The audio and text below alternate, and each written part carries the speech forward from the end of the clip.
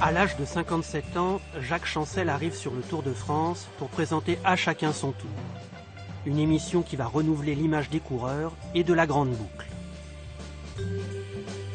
Avant cet épisode cycliste, ce micro révolutionnaire a révolutionné le genre de l'interview au travers de programmes emblématiques tels que Radioscopie à la radio et Le Grand Échiquier à la télévision.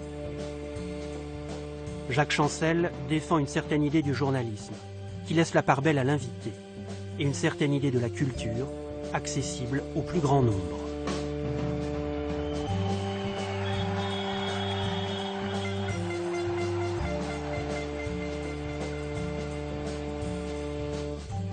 Je suis d'abord journaliste et écrivain. Journaliste, je crois, le journaliste, c'est celui qui regarde, qui sait regarder. Vous savez qu'il y a une phrase de Lao Tse qui est formidable, que je répète. C'est la façade d'une maison n'appartient pas à celui qui la possède, elle appartient toujours à celui qui la regarde. Et moi, ma chance en tant que journaliste, en tant qu'homme, c'est d'être propriétaire de tout ce que le monde a de beau, parce que je sais le regarder. J'ai reçu un don, peut-être deux dons, celui de savoir regarder et celui de savoir écouter. Et lorsqu'on est sur le tour, vraiment, on a de quoi regarder, on a beaucoup à écouter.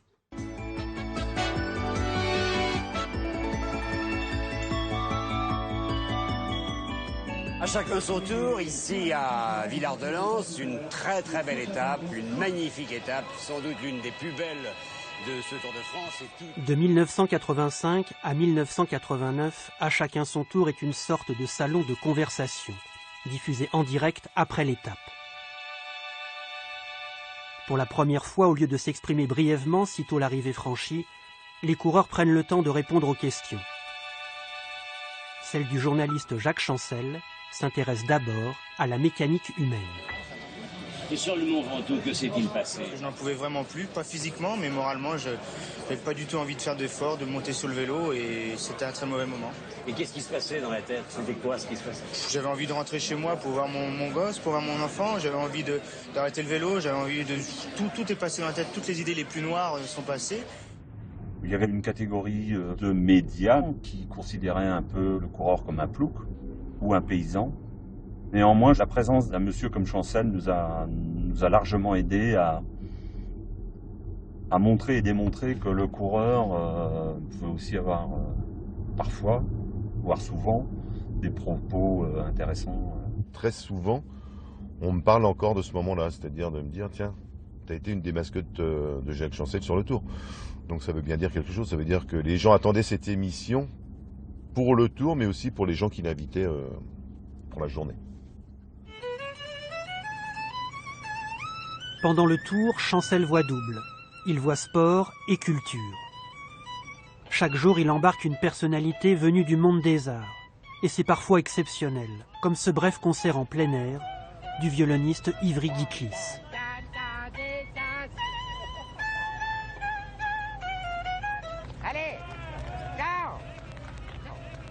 On a essayé, on a tenté le coup aujourd'hui, et l'année prochaine on sera mieux. Il faut dire quand même que c'est le premier Tour de France avec un Stradivarius. Oui, parce que c'est quand même un Stradivarius. Un vieux violon comme ça de... Oui. Je vous jouais juste un peu d'une gavotte de bar. Il était pas mal. À chacun son tour, c'est le grand échiquier en plus petit. Des mondes qui s'ignorent se rencontrent.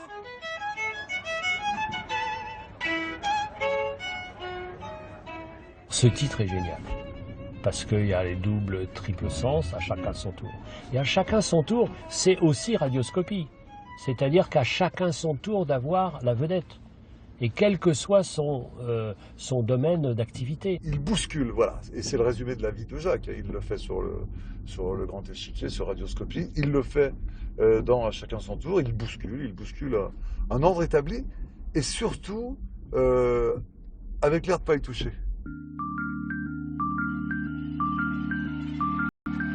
Prendre la roue de Jacques Chancel, c'est l'accompagner sur le chemin de ses curiosités. Lui qui voit l'homme en grand, qu'il soit musicien, philosophe ou coureur cycliste.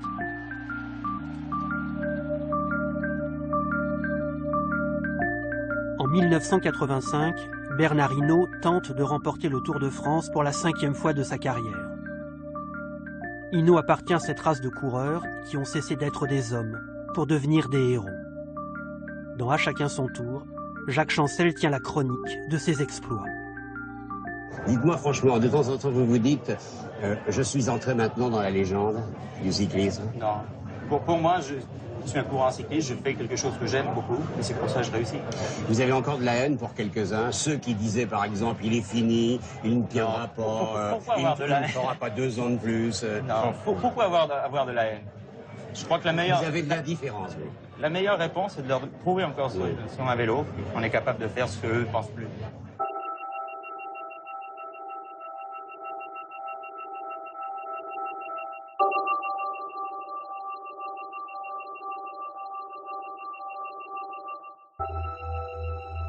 Le héros cycliste est fort et fragile. Ce 13 juillet, Hinault a failli perdre le Tour à Saint-Étienne à cause d'une chute dans le dernier kilomètre. Aujourd'hui, on a vu qu'il y avait une sympathie tout à fait extraordinaire à votre endroit. Vous étiez le champion, que vous étiez aussi le martyr. Disons que les gens, par rapport à ces images qu'on a vues, bon, je pense que les gens ont été vraiment choqués parce que le sang est quand même quelque chose qui fait peur. Qui fait peur, oui.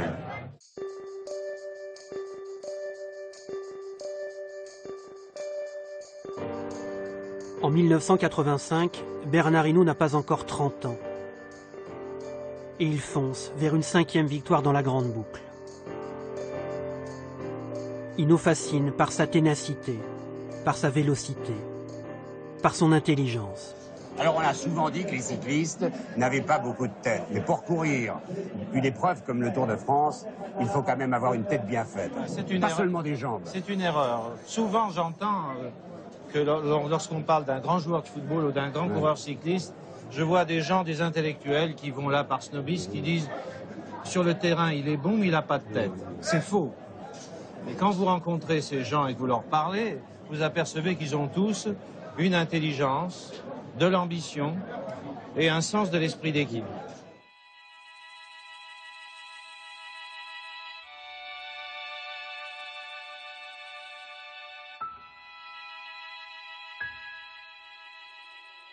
Pourquoi il vous aimait bien, Chancel? Peut-être parce que je gagnais des courses. Et qu'il aimait peut-être aussi les gens qui sont des combattants qui osent attaquer comme lui avait osé faire cette émission. Il n'y avait pas d'agressivité dans ces questions, donc à partir de ce moment-là, les athlètes avaient confiance en lui. C'était pas désagréable. En plus, il y avait des questions qui étaient sensées, qui faisaient que ça mettait en valeur l'athlète. Il est arrivé avec cette façon qu'il avait d'interviewer les coureurs. Il a apporté une certaine aristocratie au peloton parce que on n'avait pas l'habitude de ça. Il y avait une forme d'ésotérisme au sein du peloton. Il y avait un langage du peloton.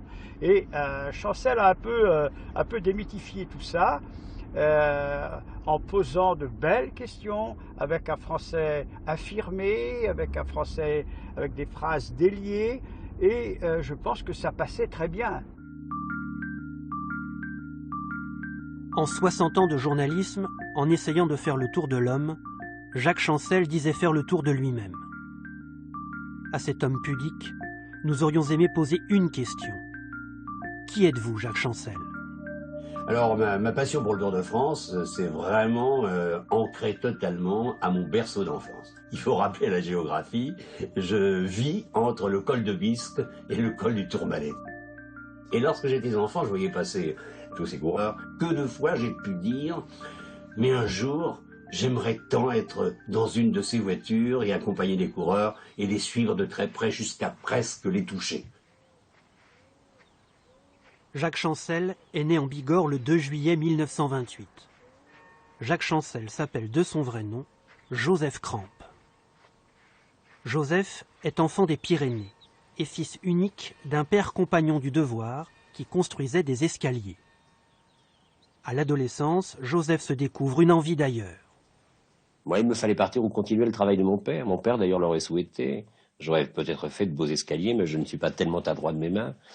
Alors, je suis parti pour tenter une aventure.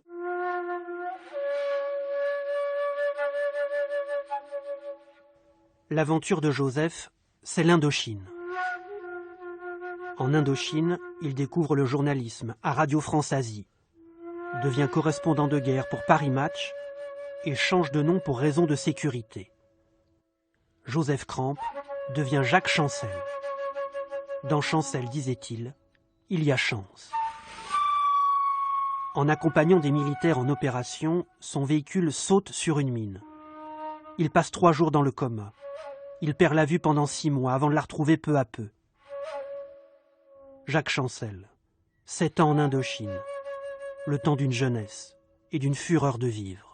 Je crois avoir pris là le vrai goût du journalisme parce que j'étais au contact de ce qui se faisait. J'étais au contact des bons, des méchants, des vertueux, des pas vertueux du tout. Je crois que dans ce pays en guerre, j'ai pu voir tout ce qui peut se voir dans une société humaine.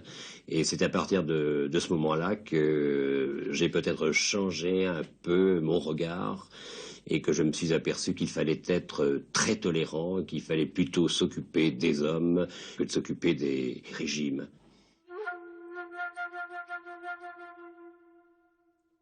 Il y a une chose que Chancel adorait, c'est justement les épopées.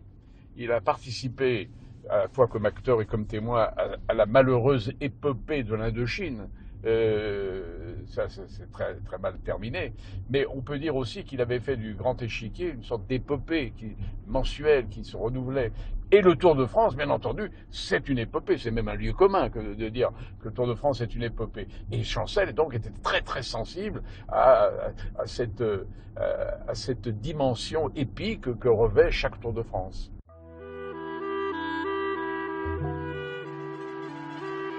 Au chapitre des épopées, René Vietto est un seigneur. En 1934, cet équipier modèle sacrifie ses chances de gagner une étape. Il donne sa roue à son leader Antonin Magne, qui avait endommagé son vélo. Un demi-siècle plus tard, Chancel accueille Vietto sur son plateau. Vous savez ce qu'on raconte sur le roi Vietto, qu'en 1934, c'est bien 1934, hein, oui. René Vietto s'est sacrifié... Non, mais non, mais comment ça me passe, cette histoire? Ça le fait, alors ça mais le fait... c'est pas... Non, je n'ai rien fait pour Antonin Magne, mais c'est pas vrai encore. Mais vous êtes terrible quand même. Mais vous y avez passé votre roue. Mais j'ai passé la roue parce que c'est le devoir d'équipier. Ah, oui. Bon, il crève, il est un leader, tout ça, on lui passe pas d'eau, on laisse tomber. Et alors c'est un sacrifice? Et non, c'est pas un sacrifice. Non, ce qui est formidable, c'est que René Vietto a conservé un enthousiasme de gamin. C'est formidable d'être comme vous êtes. Non, je suis un grand philosophe. Ouais. Et ils me font de la peine de les voir souffrir sur la bicyclette avec le grand braquet. Voilà. Et puis, mais non, mais ça tétanise le muscle, je me comprenez le... Ils ne souffrent pas, je les ai... Et vous... Alors, ils souffrent pas, alors je comprends mal. Alors, même Hinault, je le vois, Tintin, il force là, il est là, et ça va pas. Et la preuve, non, mais c'est pas parce qu'on a un braquet de... Écoutez-le, oui. C'est pas parce qu'on a un braquet de 53-12 qu'on l'emploie continuellement. Le 12 dents ne s'arrache pas. Il s'arrache comme ça, il faut un 15 dents derrière. Mettez 60 au plateau, mais un 15 dents, vous l'enroulez mieux. Là, je suis pas d'accord quand vous faites des comparaisons que vous rouliez avant à 42-44, ça c'est très possible. Mais maintenant, il y a des coureurs comme Moser qui arrivent à rouler à 53 à l'heure. Ah oui, mais à Mexico? Non, pas vrai. Au contre-la-montre du Tour d'Italie, Moser a fait un contre-la-montre. Alors, Oscareg, en 14, 44, 427 à Buffalo. Si Oscareg, il va à Mexico, il fait 50 dans l'heure. Hein. Alors, vous rigolez les petits, là, non Qui doit gagner ce Tour de France? Bernard Hinault ou Greg LeMond? Non, là, moi, je peux pas faire une. Moi, je voudrais qu'il fasse 1 et 2, moi. Puis voilà, je sais pas, moi. Oui, mais lequel? Bah... Difficile, hein?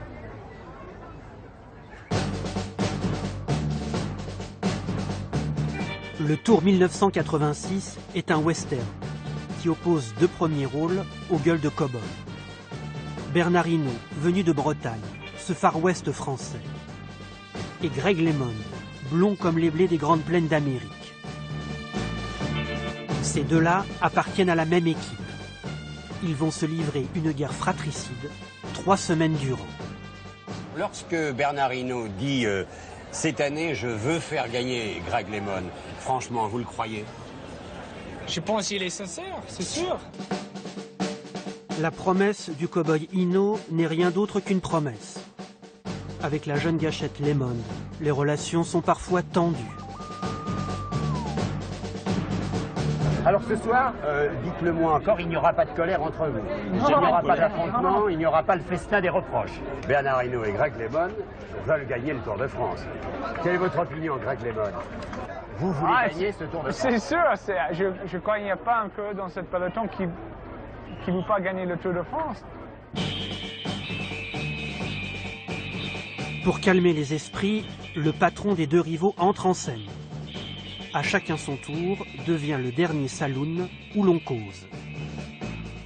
Alors Bernard Tapie, je vais vous dire une chose tout de suite. C'est vrai qu'il y a guerre, c'est vrai qu'il y a querelle, c'est vrai qu'il y a bagarre. Non, mais je vais vous dire, heureusement, comme vous le disiez tout à l'heure, et heureusement que vous êtes tous là, parce que c'est un tour formidable, mais vous ne pouvez pas éviter vraiment les petits ennuis. Patrick Chen, venez une seconde, vous étiez avec Greg LeMond tout à l'heure. J'aimerais que vous disiez vraiment ce que Greg LeMond vous a dit. J'ai entendu Greg tout à l'heure s'adresser à la CBS, et Greg disait, alors, je ne fais pas de procès d'intention à Greg, mais Greg était blanc de colère, il n'a pas voulu nous répondre, il a dit « Je ne sais pas si je peux continuer un tour dans ces conditions, mais comment, que faisons-nous sur ce tour ?» Deux coureurs qui veulent gagner tous les deux, ça crée forcément des conflits d'intérêts. Mais l'équipe, pour l'instant, n'a jamais souffert de cette rivalité. Et j'affirme que si LeMond gagne le Tour de France, comme je le pense, il le gagnera parce qu'il est avec Hinault. Voilà ce que je crois. Le 21 juillet 1986, l'Alpe d'Huez témoigne d'une étonnante réconciliation. Hinault et LeMond arrivent main dans la main, roue dans la roue. Pour les amateurs de western, la mise en scène est parfaite. Alors on peut dire que dans l'histoire du cyclisme, ce que nous avons vécu aujourd'hui est tout à fait exceptionnel. Mais avouez que vous êtes déroutants tous les deux. On a vu deux amis, en tout cas, ce qu'on a fait, deux c'était complices. Voilà, c'est pour ça. C'est la victoire d'une équipe, c'est pas la victoire de deux hommes. Bon, vous avez dit, je fais tout pour Greg, ce qui est vraiment sur le plan d'une équipe assez extraordinaire. Mais dans le même temps, ça veut dire, c'est un peu vaniteux. Ça veut dire, je pourrais gagner, mais je vais laisser Greg LeMond passer vraiment en vainqueur les Champs-Élysées. Le tour n'est pas fini.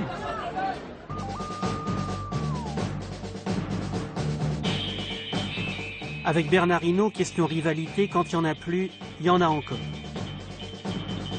Dans le dernier contre-la-montre, malgré son retard au classement général, Hinault met son coéquipier sous pression.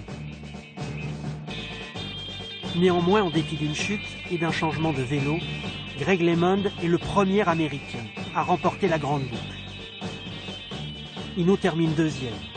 Il a dû laisser la vedette à son meilleur ennemi. Moi, je n'arrive pas quand même à comprendre que vous soyez comme vous êtes, c'est-à-dire humble, délicat, bon compagnon, presque, je ne vais pas employer le mot d'une manière vulgaire, hein, presque valet de Greg LeMond, alors que vous êtes un seigneur. Non, vraiment pas. Disons que j'ai fait ce que je dois faire, c'est-à-dire je l'ai poussé dans le dernier retranchement, nerveusement, psychologiquement, tout. Je dois dire que depuis 2 jours, il ne doit pas être très, très tranquille. Mais c'était pour son bien, je pense. Parce que maintenant, je sais qu'il peut affronter n'importe quelle épreuve, parce qu'aujourd'hui, il n'a pas craqué. En somme, grâce à Bernard Hinault, Greg LeMond est devenu un homme endurci et un authentique champion.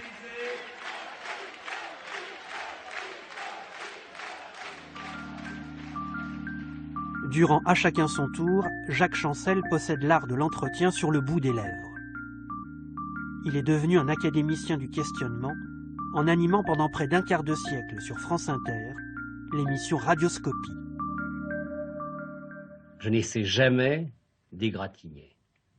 Je n'essaie jamais d'être agressif. Je suis parfois impertinent, je suis, paraît-il, parfois ironique, mais seulement parce qu'il faut pousser le personnage dans ses derniers retranchements et le faire sortir de ses gonds. Radioscopie, Maurice Chevalier. Radioscopie, Jacques Chancel. Miss France. Radioscopie, qui commence en 1968, est un succès considérable. 1 heure en direct, où Jacques Chancel reçoit une personnalité qui l'invite à la confidence. À son micro s'expriment artistes, penseurs, hommes politiques, mais aussi femmes de ménage ou bonnes sœurs. Il y a un mot que vous n'aimez pas, c'est interview. Ah non, je ne sais pas ce que c'est que le mot interview. D'abord, c'est du franglais, ça me gêne. C'est même pas du franglais, c'est de l'anglais tout court. Nous avons des merveilleux mots en France, pourquoi ne pas les utiliser? La conversation. La conversation, ça c'est le plus beau mot, je crois, parce que d'abord ça se perd. Les gens, de plus en plus, s'attardent à parler, ils ne savent plus ce que c'est qu'écouter. Il y a des gens qui peuvent parler. Moi, je pars du principe, et j'en ai fait une règle, que ce soit à la radio ou à la télévision, je permets aux gens de parler à partir du moment où ils ont quelque chose à dire. Je me permets de parler si j'ai quelque chose moi-même à dire.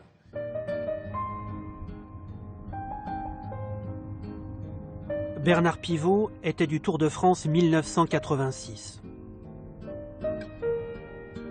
Presque 30 ans ont passé et il n'a pas oublié le 15 juillet.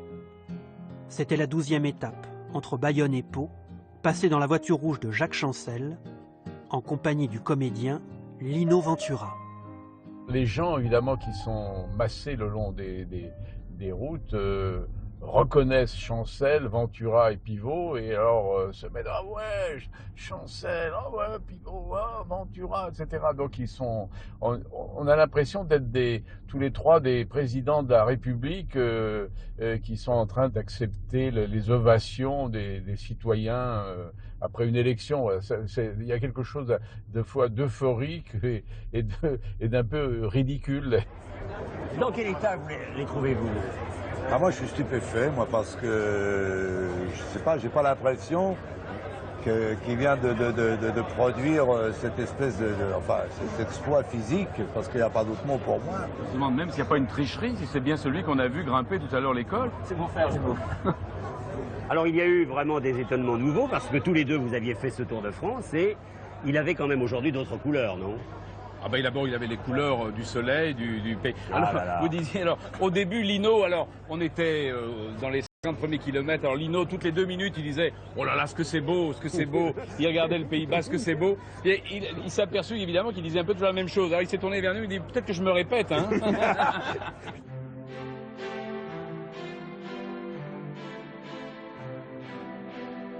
Le Tour 87 est particulièrement disputé. Bernard Hinault a pris sa retraite, alors les souris se mettent en danseuse. Le Tour est un théâtre à ciel ouvert, qui convoque petits drames et grands exploits. Le Tour est indécis, et le maillot jaune a du mal à fixer son étoffe sur de solides épaules. Jean-François Bernard, Pedro Delgado et Stephen Roche se livrent une belle bataille.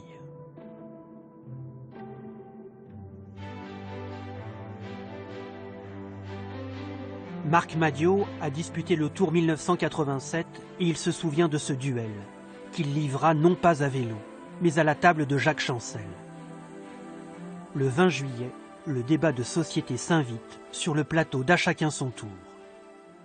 L'année dernière déjà, si mes sœurs faisaient du vélo, je les renierais. Vous l'avez dit. Très adroitement ou très habilement, Jacques Chancel avait fait monter la mayonnaise, si je puis dire. Entre les deux parties pour provoquer une confrontation qui a fini par avoir lieu. Elle a réalisé des performances. C'est pas mon problème. Les performances d'une femme sur un vélo, ça ne m'intéresse pas. Est-ce que j'ai une chance de vous réconcilier tous les trois? Moi, je ne sais pas, j'en rêve depuis l'année dernière, depuis que Laurent Fignon m'avait dit, à Marc Guinaud. Non, c'est une question de goût. Souvent, on me dit, c'est vous qui? Et je réponds, oui, c'est moi. Donc, bah ouais, ça fait partie de l'histoire, quoi. Mais on était, je pense, à un moment particulier. C'est l'époque où le Tour féminin se déroulait en prologue du Tour masculin. Et il y avait eu une polémique qui s'était développée à travers Jeannie Longo sur le fait qu'en fait, s'il y avait de plus en plus de monde sur le Tour, c'était grâce au Tour féminin. Alors vous pouvez comprendre aisément que les garçons l'aient mal vécu. En 1987, Stephen Roche est le premier Irlandais à remporter la Grande Boucle. Il partage son bonheur avec Jeannie Longo, qui s'est imposée dans le Tour de France féminin. Hommes et femmes, à égalité sur le podium. Le temps d'une photo.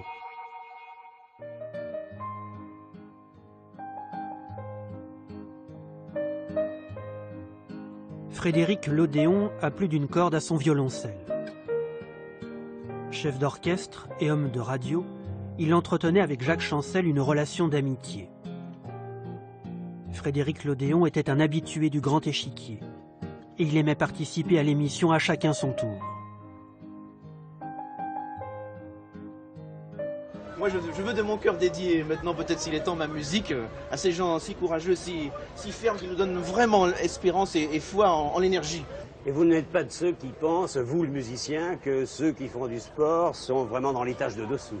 Ah, pas du tout, parce que moi je serais incapable de faire 2 km et puis je me ferais vraiment ridiculiser complètement d'ailleurs. Je serais un blaireau de la course complètement. Vous écoutez de la musique le soir? Pour récupérer, oui, pour essayer de penser à autre chose, j'écoute de la musique. Oui, mais vous écoutez quelle musique à ce moment-là? Dites-moi un peu quels sont vos héros. Il titille là. Écoutez, je vais peut-être vous étonner, le dernier livre que j'ai lu, c'est un livre sur Rachmaninoff. Alors, j'essaye sur Rachmaninoff? Oui, j'essaye d'apprendre un peu la musique classique, quelque chose que je ne connais pas du tout.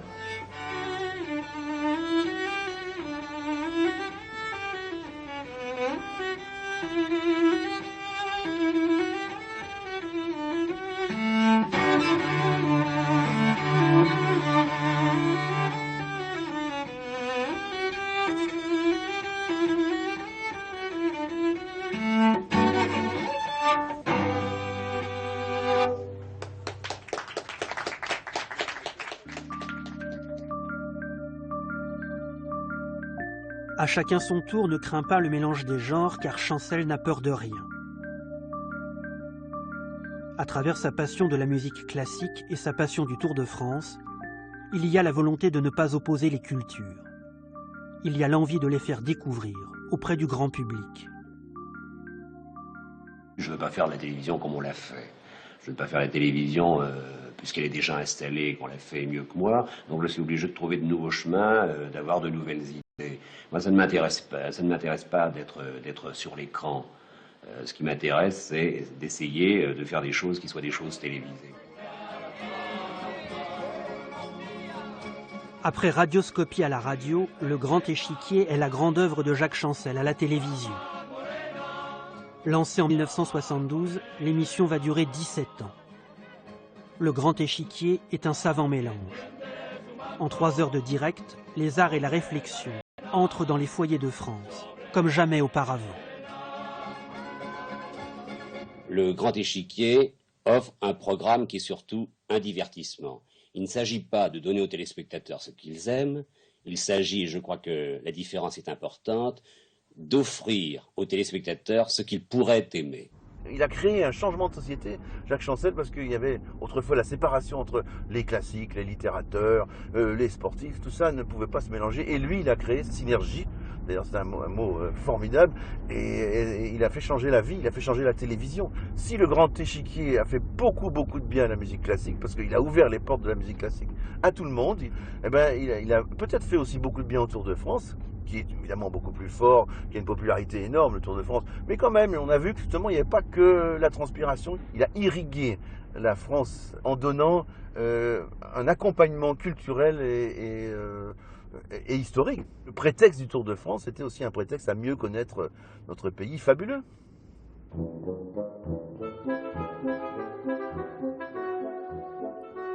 Il va se jouer sur le Tour de France 1988, un drôle de tour. Pedro Delgado porte un maillot jaune comme un soleil d'Espagne. Et dans le cœur de Pedro, il fait chaud tous les jours. Pedro a pris la tête du classement général à mi-parcours. Pedro est diablement sympathique et Jacques adore Pedro. Vous êtes drôle, Pedro, moi j'aime beaucoup. Il dit, et c'est vrai, vous êtes franc, vous dites oui, je fais ça, ou non, je ne le fais pas. Et lorsque vous avez dit oui, vous le faites, et vous êtes totalement disponible. Vous êtes comme ça tout le temps dans la vie? Quoi? Tout le temps Ah disponible. Oui. Oui? Pour quelque chose, si je suis bien, pourquoi pas? Vous êtes marié? Non, pas encore. Libre? Non, pas. Allez, donc, fiancée. Oui, fiancée. Oui. Elle vous a déjà écrit, elle vous a déjà téléphoné, elle est avec vous tous les jours? Tous les jours. Ouais. Pedro Delgado, c'est une très belle année. En l'honneur de Pedro, qui survole le Tour 1988, sa ville natale de Ségovie en Espagne a décidé qu'une rue portera son nom. Pedro n'a pas encore gagné, Mais Pedro, déjà, est un grand d'Espagne. Lorsqu'on a ce maillot jaune, lorsqu'on est tellement assuré de sa victoire, c'est justement la petite poussière qui vient vraiment détraquer la belle mécanique. Alors de quoi, ce soir, avez-vous peur? Bon, peur, de rien, parce que si je pense une chute ou une autre chose pareille, peut-être j'ai une chute ou une autre chose. Bon, peur de rien. À 5 jours de l'arrivée, le peloton roule à vive allure entre Tarbes et Pau. Chaque kilomètre rapproche les coureurs de Paris et Pedro Delgado de son triomphe. Au terme de cette étape, Jacques Chancel reçoit les confidences de Jacques Godet, l'ancien directeur du Tour de France. Le visage du Tour et celui de Pedro en seront bientôt bouleversés. Nous arrivons à Pau, et à Pau, Jacques me dit Jacques, il faut que je te parle. Mais parlons. Non, non, non, viens, on sort. Et nous sommes égarés, nous sommes partis, il y avait un petit jardin, nous sommes allés dans le jardin. Il me dit, il se passe quelque chose de très grave, et je voudrais que tu puisses régler cette affaire. Je te le dis au coin de l'oreille, mais il ne faut pas que ça s'ébruite. Il faut voir de quelle manière nous pouvons travailler. Delgado, qui était maillot jaune, et nous arrivons sur Paris, Delgado a été révélé positif, dopé. Moi, je me trouve tout d'un coup investi d'une mission tout à fait exceptionnelle. Donc, je dis, on va essayer de voir de quelle manière on peut s'en sortir. Comment on peut le dire, mais comment peut-on avoir des preuves? Tiens, le voilà, Delgado, le voilà qui arrive, qui nous a rejoint. Tiens. Le 19 juillet, Jacques Chancel est donc au courant de la rumeur qui accable Pedro. Alors que Pedro n'est encore au courant de rien. Comment ça va, Pedro? Ça va bien. Ça va bien, qui s'assoit un peu. Alors, il est bien assuré, ce maillot jaune. Vous êtes dans quelle forme, là, ce soir? Bon, bien. Au début de la course, ce matin, un peu mauvais, mais après, bien. Alors, qu'est-ce qui peut vous faire vraiment rater ce maillot jaune? Plus rien, sauf un incident inattendu. Non, pas Est-ce que si vous bien. avez peur de quelque chose à cette minute particulière? Il est maintenant 18h et 54 non, minutes. rien du tout. Rien du tout? Rien du tout? Alors, vous savez, Mireille Mathieu, je voudrais qu'elle vous fasse un grand plaisir. Elle va chanter pour vous, a cappella. Je vais chanter en espagnol pour vous. Solamente una vez. Ah, très bien. Solamente una vez. Amen la vida. Solamente una vez. Y nada más. Una vez nada más en mi huerto brilló la esperanza que alumbra el camino de mi soledad. Muy bien. Gracias. Très bien. Alors, rendez-vous tout à l'heure. Il est 18h presque 54. Rendez-vous tout à l'heure pour le journal du Tour avec Patrick Chêne, Patrick Montel et Alain Vernon. Et demain, une étape très importante de un peu plus de 90 km. Et je crois que demain, il y aura vraiment beaucoup de bruit dans l'air. Il se passera énormément de choses. Je ne sais pas, je le sens comme ça. À demain et tout à l'heure à 19h30. Merci. Jacques fait son émission à chacun son tour. Et, alors j'ai jamais osé lui dire frontalement, tu t'es dégonflé ou tu... Mais Jacques ne sort pas l'info. L'histoire est telle, la vidéo le montre. Jacques dit, il pourrait se passer de grandes choses. Il ne dit pas l'info. Et je lui ai dit un jour, je dis, mais pourquoi tu la balances pas? Il me dit, ah, c'est pas à moi de le faire, tu comprends, etc. Et donc, moi, quelques minutes plus tard, je prends l'antenne pour le journal du Tour derrière l'émission de Jacques et je balance l'info. Nous avons appris que dans les heures qui viennent, dans les jours qui viennent, devrait être annoncé un problème de contrôle positif grave pour Pedro Delgado, maillot jaune du Tour de France. Jacques, nous avons appris cette nouvelle. Oui, nous la manions avec délicatesse. Oui, je crois Elle que risque d'avoir des incidences graves. Je crois que d'abord, il ne faudrait parler que de rumeurs, parce que c'est vrai, tout à l'heure, j'ai demandé à Pedro Delgado de venir sur ce plateau. Bon, il n'était pas question pour moi de lui poser une question directe, alors que nous avions entendu des petits bruits. Imaginons que ce ne soit pas vrai.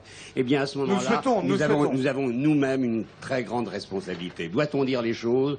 Ne doit-on pas les dire? Est-il coupable? Est-il victime? Pour moi, il est surtout un grand champion, et il devient cette fois-ci un héros. Quelques minutes après la révélation de Patrick Chêne à l'antenne, le héros de Jacques Chancel est pourchassé par le peloton des journalistes.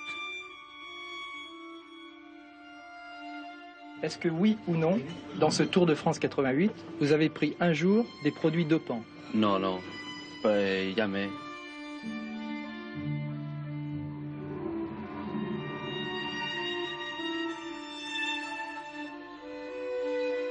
Le lendemain, en attendant une notification officielle du contrôle antidopage, la course reprend dans une atmosphère étrange, où Jacques Chancel va prouver qu'il aime les coureurs avec passion, même si sa passion l'aveugle parfois. Moi, personnellement, je dirais que j'en ai assez qu'on accuse de cette manière le sport cycliste, et les contrôles finissent par terriblement m'ennuyer. S'ils étaient vraiment de la même nature ou de même nature un peu partout dans le monde, on y verrait peut-être un peu plus clair. Et lorsqu'il y a toutes ces rumeurs, même lorsqu'il y a une réalité, il ne faut pas croire qu'il y a une malhonnêteté. Il faut savoir, et nous avons, nous, l'habitude de suivre les courses, quelle douleur, quel effort. C'est extraordinaire ce qui peut se passer dans une course. Il n'est pas un sport au monde qui soit aussi difficile. Alors, essayez d'être avec eux et ne soyez pas contre eux. Il aimait le Tour, il aimait profondément le Tour, et quand il y avait des affaires, il ne se sentait pas à l'aise. C'était le sport cycliste qui était mis à mal, et ça, donc, sa famille, quelque part, était un peu touchée, un peu marquée, un peu ébranlée même.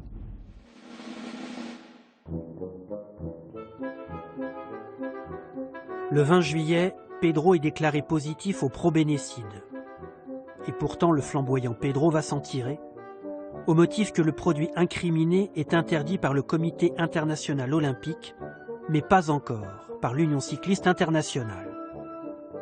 Pedro est donc passé miraculeusement entre les mailles du filet juridique. Pedro, si l'on peut dire, est un maillot jaune blanchi, vainqueur du Tour 1988, au grand bonheur de tous ses supporters. Je voudrais dire à Pedro, c'est mon sentiment personnel, lorsque nous avons appris cette affaire, il y avait la question d'abord de savoir où était la vérité, si on pouvait la dire. Et lorsque l'enquête a été exactement et honnêtement faite, j'ai compris que si on ne le disait pas, cette affaire se serait ébruitée beaucoup plus tard, c'est-à-dire ce matin. Et à ce moment-là, vous, Pedro Delgado, vous seriez trouvé dans une position vraiment impossible. Jacques n'était pas journaliste comme nous le sommes. Il l'assumait totalement d'ailleurs. C'était pas un... Jacques, c'est un écrivain, c'est un créatif, c'est un patron de chaîne, c'est un immense présentateur, producteur, tout ce qu'on veut. C'est pas un journaliste au sens premier du terme, comme on peut l'être nous. Jacques est toujours quand même dans le... il arrange les coups. Et sur ce truc-là, je pense qu'il est plus mature que moi. Il ne veut pas... il mesure l'impact de la nouvelle, je pense.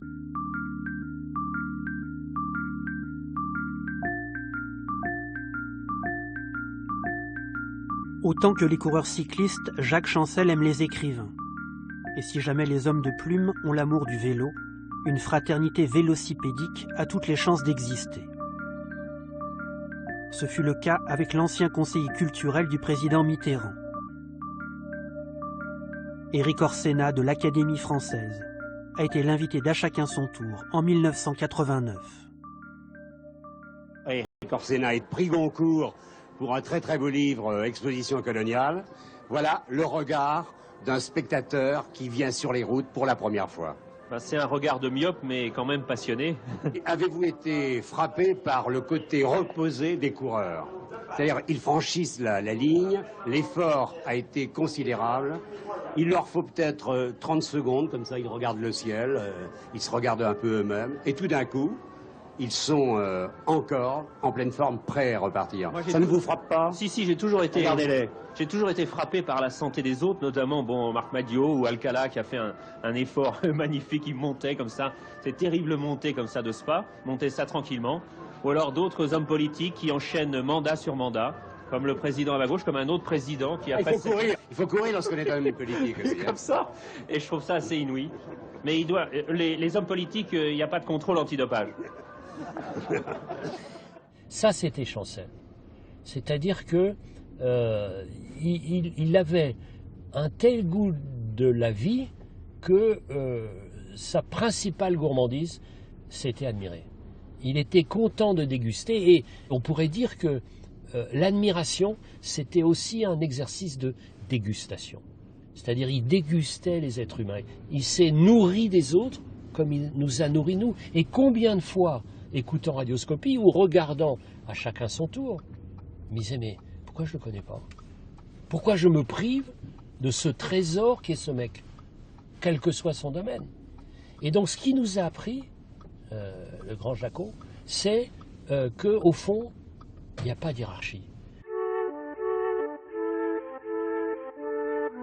Le Tour de France 1989 est l'un des plus extraordinaires qui soit, au point qu'il s'achèvera dans un déluge de superlatifs. Durant 3 semaines, Laurent Fignon et Greg LeMond, ici en maillot jaune, se battent pour une poignée de secondes. La route sera le premier témoin d'un affrontement légendaire. On va essayer de faire une petite affaire. Laurent Fignon, vous avez 5 secondes de retard sur Greg LeMond. Il a le maillot jaune. Demain, une étape de 259 km. Méfiez-vous des affaires. Hein. La dernière, ça vous a joué un mauvais tour. Ah oui, c'est vrai. Oh là là. Méfions-nous des affaires. C'est un mot qu'il ne faut plus jamais employer. Ouais. Alors, vous lui laissez le maillot jaune? Oui, non, mais je suis pas trop pressé. J'aurais bien voulu l'avoir, c'est évident. Moi aussi, ça fait longtemps que je l'ai pas eu, plus longtemps que Greg même. Et donc, j'aurais bien aimé l'avoir. Mais ceci dit, on peut le garder un petit peu. Si vraiment il veut me le laisser après, il n'y a pas de problème qu'il le garde un peu. Le Tour 1989 est un tour de combat. Le 13 juillet, sur la route de Montpellier, des manifestants jettent des branches sur la route. Jacques Chancel descend de sa voiture pour essayer de dégager le passage. Un manifestant le frappe au visage. Bilan, un nez cassé. Pardonnez-moi de vous avoir parlé d'une manière un peu hachée. J'ai dans le nez des petites bricoles qui ne sont pas du tout graves. Chancel continuera d'animer masqué le temps que son visage reprenne des couleurs. En attendant, le Tour taille la route, à un rythme infernal. Au gré des étapes, LeMond et Fignon se prennent et se reprennent le maillot jaune. Néanmoins, la veille de l'arrivée à Paris, Fignon possède 50 secondes d'avance sur son adversaire. Il reste une épreuve contre la montre à disputer, et Fignon semble avoir course gagnée. Est-ce qu'il est possible de rattraper pour Greg LeMond les 50 secondes qu'il sépare de Laurent Fignon? Raphaël Géminiani. Bon, 50 secondes, écoutez, il n'y a pas de suspense, je n'en vois pas. On en crée un, c'est normal, il faut garder l'intérêt jusqu'au bout. Mais pour moi, Fignon a gagné le Tour de France car il ne concédera rien à Greg LeMond. Bernard Thévenet. Laurent Fignon devra tout de même faire un très grand contre-la-montre demain pour pouvoir conserver son maillot. Ceci dit, sauf accident, je l'en crois tout à fait capable.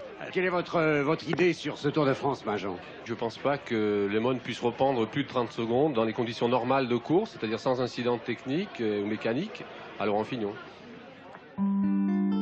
C'est époustouflant, ça vous laisse complètement pantois. C'est un Tour de France parfaitement historique qu'on est en train de vivre. Jacques Chancel nous a rejoint. Il est presque pâle, Jacques. Regardez Laurent Fignon à l'attaque. Il est encore loin de nous, Laurent. Il faudrait qu'il soit là dans 20 secondes pour être dans le même temps que Greg LeMond. C'est un match de boxe à distance où ils échangent les coups. Oh là, c'est terrible ce qui se passe. 30 secondes de retard pour Laurent Fignon. Et il n'est toujours pas là, Laurent. Laurent Fignon va peut-être perdre le Tour de France. C'est pas croyable. Jacques Chancel est à côté de nous, aussi ému, aussi intéressé, aussi enthousiasmé. Extraordinaire, inouï. Greg LeMond reprendrait le maillot jaune dans ce final des Champs-Élysées. Moment historique de ce Tour de France, moment historique du Tour de France. Top 26-57. À partir de là, le chrono, le déroulant. 26-57. Suspense inouï, suspense total. Il faut qu'il perde moins de 50 secondes sur Greg LeMond. Vous le savez, on vous le répète depuis plusieurs jours. On ne pensait pas avoir à le redire aujourd'hui d'une manière aussi passionnée, aussi enthousiaste. Voilà, 10 secondes. 9, 10 secondes pour 8, 200 mètres, pas possible. 7, 6, si c'est vraiment 5, 4, 3, 2, 1, top. Laurent Fignon a perdu le Tour de France 89. Greg LeMond l'emporte. C'est fini. Laurent Fignon a perdu le Tour de France. Moment intense, moment d'émotion. Ce 23 juillet, dans l'ultime étape disputée contre la montre, s'est déroulée l'une des plus grandes dramatiques de l'histoire du Tour. Après 3200 km de course, l'Américain Greg LeMond s'impose au détriment de Laurent Fignon pour 8 secondes. Ce Tour 1989 marque pour Jacques Chancel la fin d'une époque. Il ne présentera plus à chacun son tour. 4 mois plus tard, il devient directeur des programmes d'FR3. Je me suis passionné pour ce monde, pas seulement le monde de la course. Moi, si vous me demandez qui a gagné en 1980, je suis incapable de vous répondre. Si vous me demandez par où sommes-nous passés l'année dernière, j'ai déjà oublié. En revanche, je n'oublie jamais les visages, je n'oublie jamais les rencontres, je n'oublie jamais ce que nous avons vécu.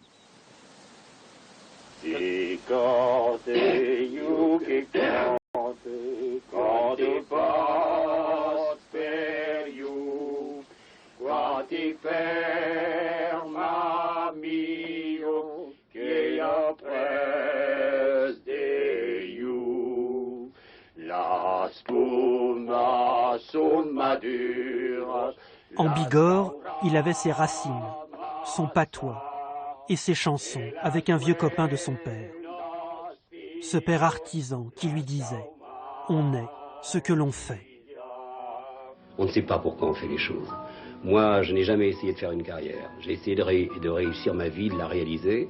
Et avec un peu de prétention, je dis que je suis capable de tout recommencer demain. C'est-à-dire, je crois qu'à chaque moment, il faut savoir se remettre en question, repartir à zéro. Et vous avez besoin qu'on vous aime, que les Non. autres vous aiment. Ah non, non, pas du tout. Alors là, je crois, enfin, encore un point de vue personnel, je n'ai pas besoin d'être aimé. Mais je suis plus ambitieux, j'ai besoin d'être estimé, j'ai besoin d'être respecté pour le travail que je fais. Être aimé, ça veut dire quoi? Mais si, être aimé, un peu sur les mots, là. Mais non, être aimé, ça veut dire quoi? C'est faire des complaisances, c'est assurer des concessions. En revanche, c'est beaucoup plus ambitieux, et peut-être même beaucoup plus vaniteux que de souhaiter l'estime et le respect des autres, mais pour le travail, pas pour soi-même. Jacques Chancel est décédé le 23 décembre 2014, à l'âge de 86 ans. Tous ces hommes, venus d'horizons si divers, ne l'ont pas oublié.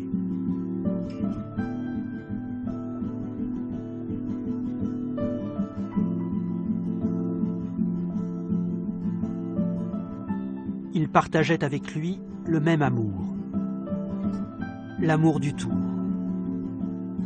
Moi j'ai une anecdote récente, juste après les obsèques de Jacques, je croise un ancien ministre, homme de gauche, ministre de droite, vous voyez à peu près le truc, et je lui parle de Jacques, il me dit « Ah, moi c'est pas ma tasse de thé !» Ah, je suis un peu révolté, je me dis « Comment on peut ne pas aimer Jacques ?» Et en fait, de ce coup, je suis content, je me dis « Qu'est-ce que je suis content que ce gars-là n'aime pas Jacques Chancel ?» Et je pense que Jacques c'est ça, quoi. Il est allé rencontrer ce monde qui sent la sueur, qui n'est pas bien vu dans les dîners en ville, alors que ce mec, il dîne avec Rostropovitch, Yehudi Menuhin, Frédéric Dard, ou enfin tous les gens qui comptent dans la création, dans l'intelligence. Et il donne une leçon à ces gens-là, quoi. Et qu'est-ce que je suis content finalement qu'ils ne fassent pas l'unanimité et qu'il y ait encore des pisse-froids qui se disent qu'est-ce que Jacques Chancel est allé foutre dans le Tour de France. Et c'est la victoire de Jacques, tout ça.